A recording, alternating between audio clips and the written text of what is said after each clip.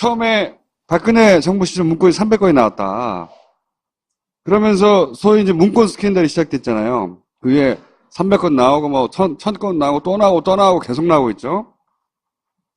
그리고 자유한국당에서는 대통령 기록물법 위반이라고 이제 고발도 하고 그런 후에도 계속 문건이 나오고 그러면서 제가 이게 불법이냐 아니냐 일단 공개한 것부터 시작해가지고 이걸 물어봐야 해서 제가 한국기록학회라고 우리나라의 기록을 다루는 전문가들의 모임이 있어요. 이소연 회장님을 모시겠습니다. 일단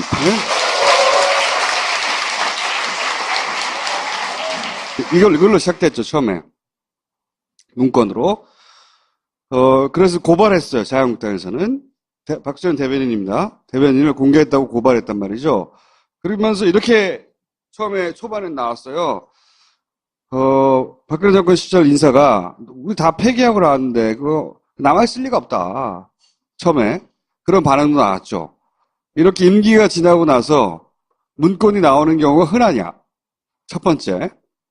두 번째는 다 폐기했다는 게 그게 불법 아니냐.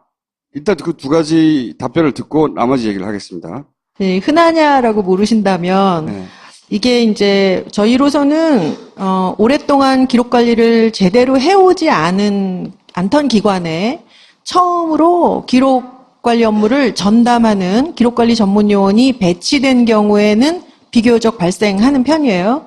서울시에서 서울시 청사 레노베이션 하면서 사무실 직원들이 다 짐 싸서 임시 사무실로 옮겨가고 남은 이제 공간들을 레노베이션 하기 전에 방방을 다 털었는데 네. 조선 총독부 시절에 1933년 조선 하천 조사 연표부터 시작해서 40년대, 50년대, 60년대 자료들이 쭉 쏟아져 나온 적이 있고요.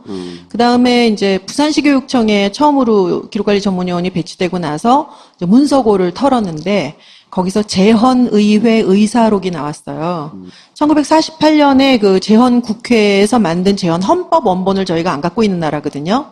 이게 50년의 전쟁 치르고 이런 사연하고 좀 저희 슬픈 사연하고 역사하고 좀 상관이 있을 것 같은데 누군가가 아마 국회에서 일하시던 분이 전쟁 때 피난 가면서 재헌의회 의사록을 가지고 부산까지 가서 어느 관공서에 맡겼는데 관공서 건물의 그 소유권이 이리저리 옮겨가다가 학교였을 수도 있고 그게 이제 결국 교육청 문서고가 된 곳에서 재헌의회 의사록이 2010년에 발견이 됐어요. 그래서 그때 국회기록보존소하고 부산시 교육청이 MOU를 맺어서 그 기록의 소유권을 국회 기록보존소로 넘겼던 일도 있고 합니다. 그래서 요새는 관공서들이 이런 경험들이 이제 기록물관리 전문 요원들 사이에서는 흔하게 공유되는 경험이기 때문에 요새는 관공서 이전할 때 좀 경험 좀 있는 기관에서는 다 나가고 난 다음에 이제 기록관리 전문 요원들이 방방을 털죠. 그럼 이제 주로 캐비넷, 안 쓰는 책상, 아니면 탕비실에 제일 무서운 데가 탕비실이에요. 그 싱크대 밑에서 구석이 약간 축축하게 돼 있는 박스 안에서 이제 정말 놀라운 것들이 나오는 거죠. 기관이 지적 소유권을 갖고 있는 어떤 그 로고나 아무튼 이런 캐릭터 디자인 같은 것들도 나오고요. 그래서 저희는 좀 그 기록관리 전문 요원이 제일 먼저 가서 하는 일이 문서고를 털고 잘 안 열어보는 캐비넷. 집에도 있지 않아요? 이사 가려고 열어보면 거기서 깜짝 놀랄 만한 것들이 나오잖아요. 청와대에서 그런 게 나오는 게 이런 일을 전문으로 하는 사람으로서 이상한 일이 아니다.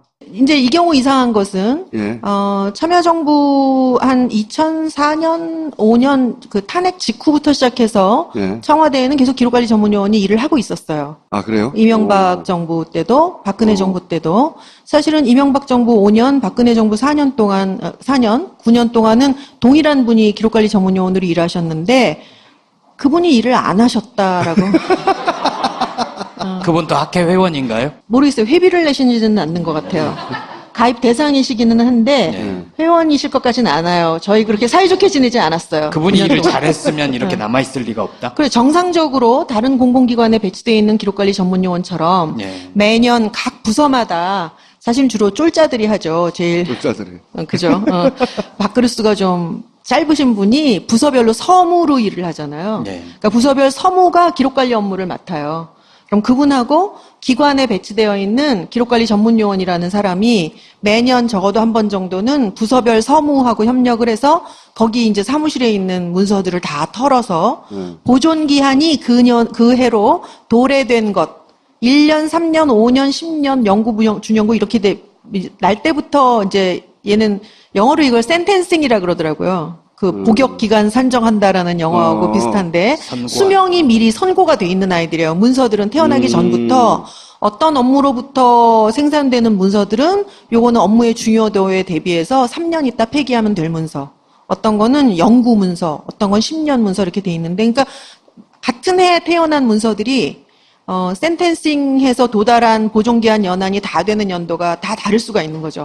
그럼 2017년이면 2017년을 기준으로 1년짜리면 작년에 만들어진 거, 3년짜리면 3년 전에 만들어진 걸 이걸 다 털어서 찾아내서 그걸 목록을 만들어 갖고 기관별로 배치되어 있는 전문요원하고 같이 얘를 애초에 선고받은 대로 올해까지만 두고 파기할지 아니면 업무상 필요나 이런 것이 아직 남아있으니 얘는 그냥 보존기간을 한 번 더 연장을 해서 더 볼지 이걸 매년 해야 돼요. 근데 이제 대통령 기록은 조금 성격이 다르죠. 계속 지속되는 게 아니라 정권이 바뀔 때마다 한번 문재인 정부가 들어오는 순간 박근혜 정부는 폐지 기관이 되는 거예요. 연속되는. 그런 의미에서 이게 매년 연속적으로 되진 않고 요건 5년이라는 임기 말마다 한 번씩 끊기게 되지만 근데 끊기게 되더라도 사이에 매년 요거는 같이 맞추고 있었어야 되는 거예요. 근데 그걸 안 했다? 일체. 목록 작성을 안 했으니까 여기 있었다. 업무를 안 했다. 이제 이 직원의 얘기로는 우리가 다 폐기하고 나왔는데 라고 했잖아요. 네.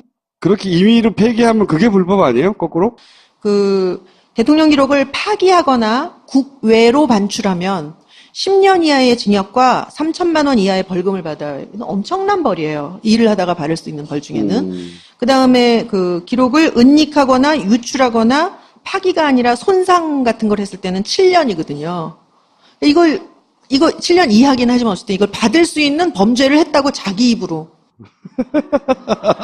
우리가 다 파기했는데. 그렇죠. 가만히 있을 수도 있는데. 차라리 그거를 정리해서 이관하지 않은 것을 지탄을 받으면 그것은 그냥 지탄만 받고 말아야지. 이미 임기도 다 끝나갖고 청와대 떠났는데 벌 받을 것도 아닌데. 지금 10년짜리 벌을 달라고.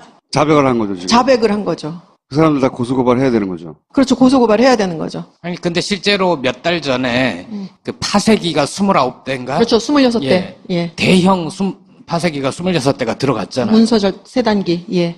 그게 들어간 거는 그러니까 썰었죠. 그 썰은 행위도 불법인 건가요? 이거 10년짜리라니까요. 썰었으면 10년짜리. 아니 게다가 그때 그냥 문서 세단기만 산 게 아니라 당시에 왜 국정농단 사태 너무 컸기 때문에 우리가 짜잘한 보도를 기억을 안 해서 그렇지 이걸 잘 파기하라는 가이드라인을 만들어서 비서실에서 돌렸던 거 기억나세요? 어느 기업인가 선경인가 SK인가 어디에 자문을 받아갖고 특히 전자기록 같은 경우에 디가우징하고 그렇죠. 흔적 없이 남기는 방법에 대한 가이드라인을 만들어갖고 청와대 직원들한테 돌렸다는 뉴스가 있었어요. 그러니까 무단 파기의 징후는 여러 군데에 있고 만약에 저 같은 사람이 만약에 청와대에서 기록관리 담당했다면 그때 제 책임을 줄이기 위해서라도 문서 세단기 26대를 산 거는 사실이지만 정상적인 절차를 밟아서 파기를 했다라고 자기를 변호해야 되는 상황인데 그런 말은 일체 없었고 다 버렸는데 발견했다니 말이 되냐라고 말을 했으니까 이거는 나를 좀 벌해줘. 나의 범죄를 비밀로 두고 가기가 좀 불편해. 라고 해석할 수밖에 없는 고지고대로 받아들이면 그러니까 좀 내가 다 버렸는데 발견했다는 저 말이 거짓말일 수밖에 없어라는 그 뒷부분. 그 법을 모르시는 분 같아요. 그럴 수도 있죠. 네. 그럴 수도 있죠. 네. 무서운 일이죠. 그러니까 그러면 또 기록관리 전문요원에게 또 처음에 박근혜 정부 시절 문건이 300건이 나왔다. 그러면서 소위 이제 문건 스캔들이 시작됐잖아요. 그게 300건 나오고 1000건 나오고 또 나오고 계속 나오고 있죠. 그리고 자유한국당에서는 대통령 기록물법 위반이라고 이제 고발도 하고 그런 후에도 계속 문건이 나오고 그러면서 제가 이게 불법이냐 아니냐 일단 공개한 것부터 시작해가지고 이걸 물어봐야 해서 제가 한국기록학회라고 우리나라의 기록을 다루는 전문가들의 모임이 있어요. 이소연 회장님을 모시겠습니다. 일단.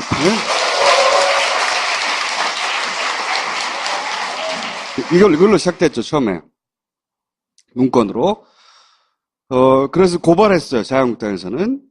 박지원 대변인입니다. 대변인을 공개했다고 고발했단 말이죠. 그러면서 이렇게 처음에 초반에 나왔어요. 박근혜 정권 시절 인사가 우리 다 폐기하고 나왔는데 그거 남아있을 리가 없다. 처음에. 그런 반응도 나왔죠. 이렇게 임기가 지나고 나서 문건이 나오는 경우가 흔하냐. 첫 번째. 두 번째는 다 폐기했다는 게 그게 불법 아니냐. 일단 그 두 가지 답변을 듣고 나머지 얘기를 하겠습니다. 네, 흔하냐라고 물으신다면 네. 그분이 일을 안 하셨다라고. 그분도 학회 회원인가요? 모르겠어요. 회비를 내시지는 않는 것 같아요. 가입 대상이시기는 한데 네. 회원이실 것 같지는 않아요. 저희 그렇게 사이좋게 지내지 않았어요. 그분이 9년 일을 동안. 잘했으면 이렇게 남아있을 리가 없다? 그래 정상적으로 다른 공공기관에 배치되어 있는 기록관리 전문요원처럼 네. 매년 각 부서마다 사실 주로 쫄자들이 하죠. 제일 독자들이. 그죠. 밥그릇수가 좀 짧으신 분이 부서별로 서무로 일을 하잖아요. 네. 그러니까 부서별 서무가 기록관리 업무를 맡아요. 그럼 그분하고 기관에 배치되어 있는 기록관리 전문요원이라는 사람이 매년 적어도 한 번 정도는 부서별 서무하고 협력을 해서 거기 이제 사무실에 있는 문서들을 다 털어서 보존 기한이 그 해로 도래된 것 1년, 3년, 5년, 10년 연구, 준연구 이렇게 날 때부터 이제 얘는 영어로 이걸 센텐싱이라 그러더라고요. 그 복역 기간 산정한다라는 영어하고 비슷한데 선고한. 수명이 미리 선고가 돼 있는 아이들이에요. 문서들은 태어나기 전부터 어떤 업무로부터 생산되는 문서들은 요거는 업무의 중요도에 대비해서 3년 있다 폐기하면 될 문서.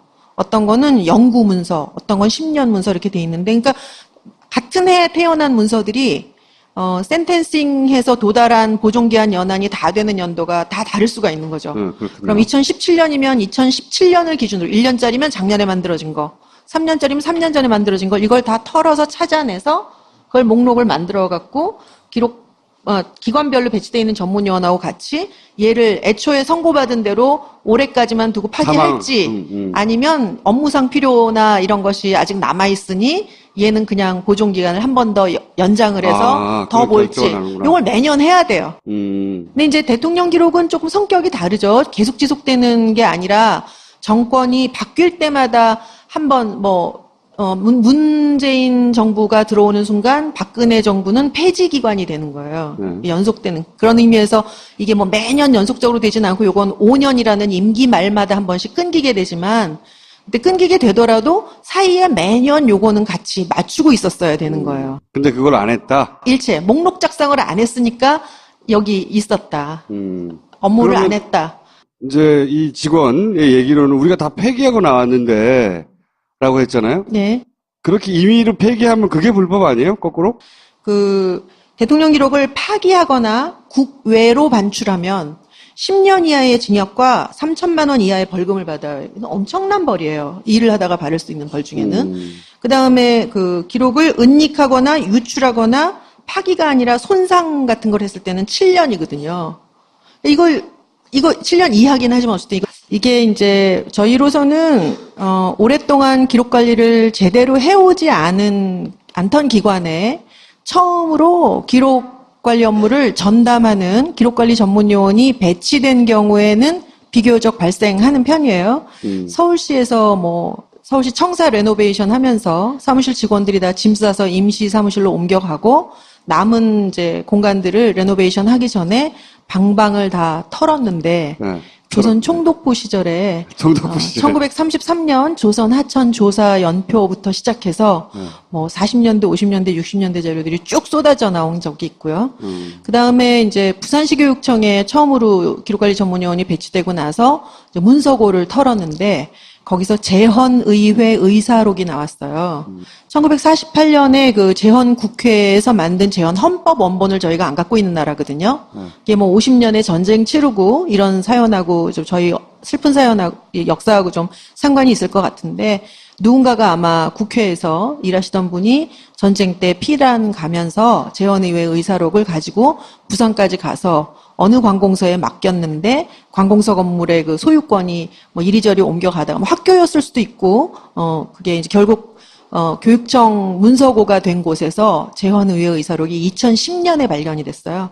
그래서 그때 국회기록보존소하고 부산시 교육청이 MOU를 맺어서 그 기록의 소유권을 국회 기록보존소로 넘겼던 일도 있고 합니다. 그래서 뭐 요새는 관공서들이 이런 경험들이 이제 기록물관리 전문 요원들 사이에서는 흔하게 공유되는 경험이기 때문에 요새는 관공서 이전할 때 좀 경험 좀 있는 기관에서는 다 나가고 난 다음에 이제 기록관리 전문 요원들이 방방을 털죠. 그럼 이제 주로 캐비넷, 안 쓰는 책상, 아니면 탕비실에 제일 무서운 데가 탕비실이에요. 그 싱크대 밑에서 구석이 약간 축축하게 돼 있는 박스 안에서 이제 정말 놀라운 것들이 나오는 거죠. 기관이 지적 소유권을 갖고 있는 어떤 그 로고나 아무튼 이런 캐릭터 디자인 같은 것들도 나오고요. 그래서 저희는 좀 그 기록관리 전문 요원이 제일 먼저 가서 하는 일이 문서고를 털고 잘 안 열어보는 캐비넷. 집에도 있지 않아요? 이사 가려고 열어보면 거기서 깜짝 놀랄 만한 것들이 나오잖아요. 그 청와대에서 그런 게 나오는 게 이런 일을 전문으로 하는 사람으로서 이상한 일이 아니다. 이제 이 경우 이상한 것은 참여정부 한 2004년, 5년 그 탄핵 직후부터 시작해서 청와대에는 계속 기록관리 전문요원이 일을 하고 있었어요. 아, 그래요? 이명박 정부 때도 박근혜 정부 때도 사실은 이명박 정부 5년, 박근혜 정부 4년 동안 9년 동안은 동일한 분이 기록관리 전문요원으로 일하셨는데